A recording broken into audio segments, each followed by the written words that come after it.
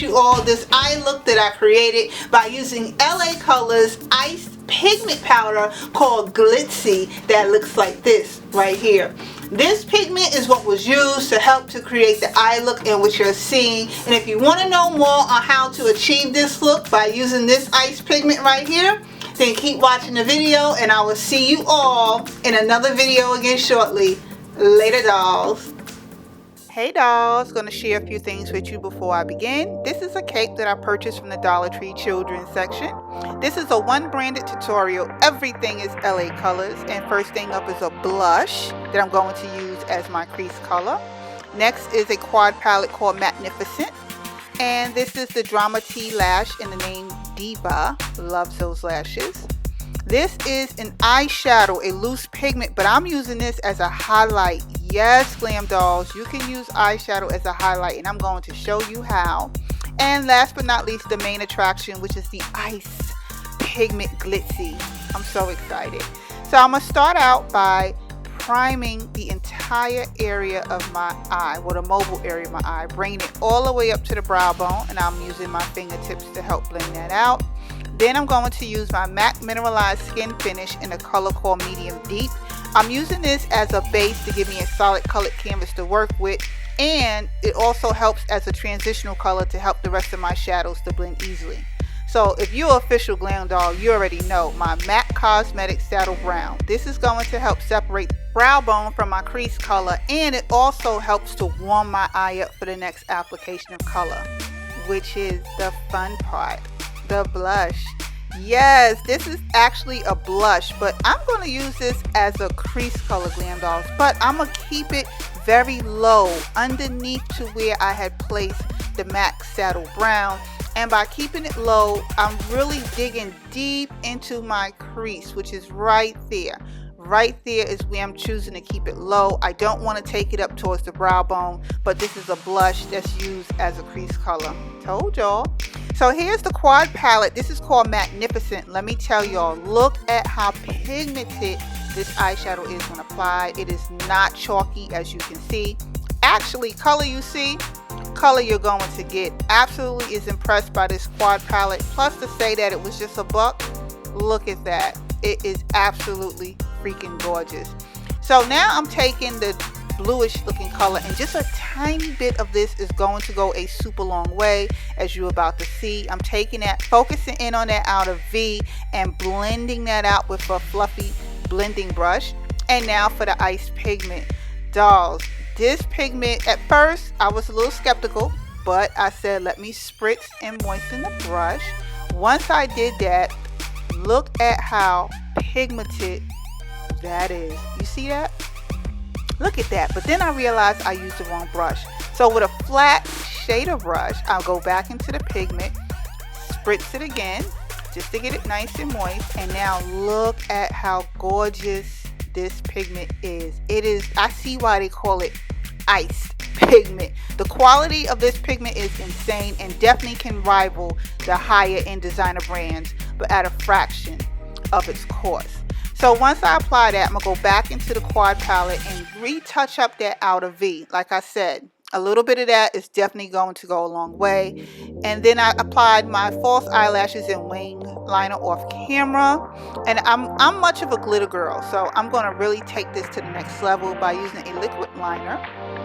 And I'm going to apply it over the ice pigment and kind of blend that in just a little bit. Look at how gorgeous this pigment is. I mean, LA Colors have really impressed me, and they have really improved on the quality of their eyeshadows. This pigment is insane.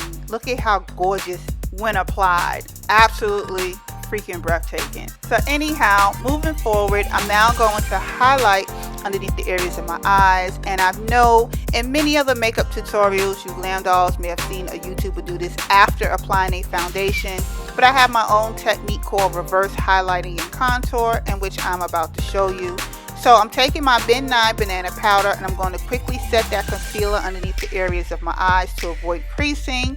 And going back on where I said reverse highlighting and contouring, I'm going to start out by using my Black Radiance True Complexion Contour Kit. I love this kit because it has a pictorial that tells you exactly where to place the product. So here is where I begin contouring the hollow areas of my cheek, the perimeter of my forehead. Then I'm going to touch up that infamous jawline to make sure that I have some depth of field into my face.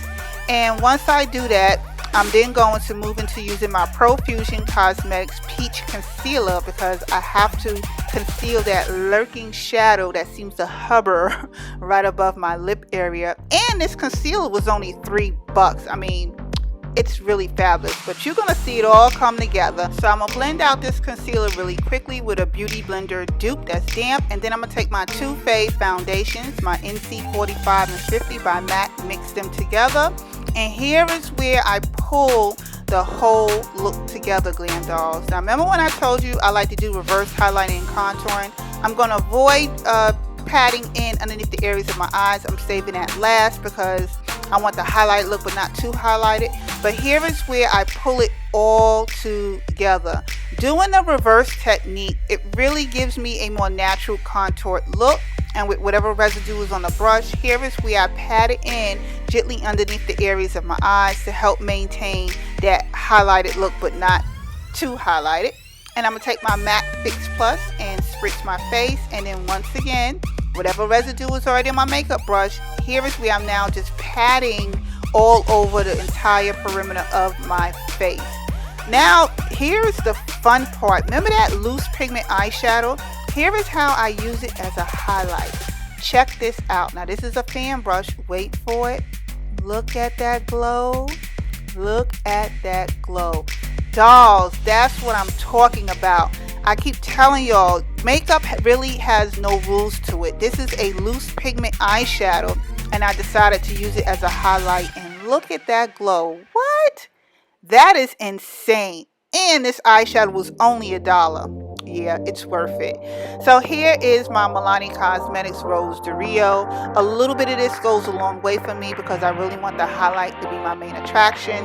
And I'm going to finish off by using my L.A Colors Pout Lip Gloss. It's a mattifying lip gloss. The color is called Kiss and Tell. And I'm not too much of a fan of it. I mean, it's a little bit sticky and tacky afterward, but for the most part, this is the completed look. Here's a close-up. Look at that ice pigment. Isn't this gorgeous? Dolls, snatch that ice pigment and that eyeshadow as a highlight if you can. Thank you for taking the time to watch this video. Don't forget to let's stay connected, and I will see you in another video again shortly. Later, babes. You know my obsession with the microfiber washcloths that I've been using at washing my face, and also with help as removing my makeup. Yeah, well, these right here have literally been a godsend, and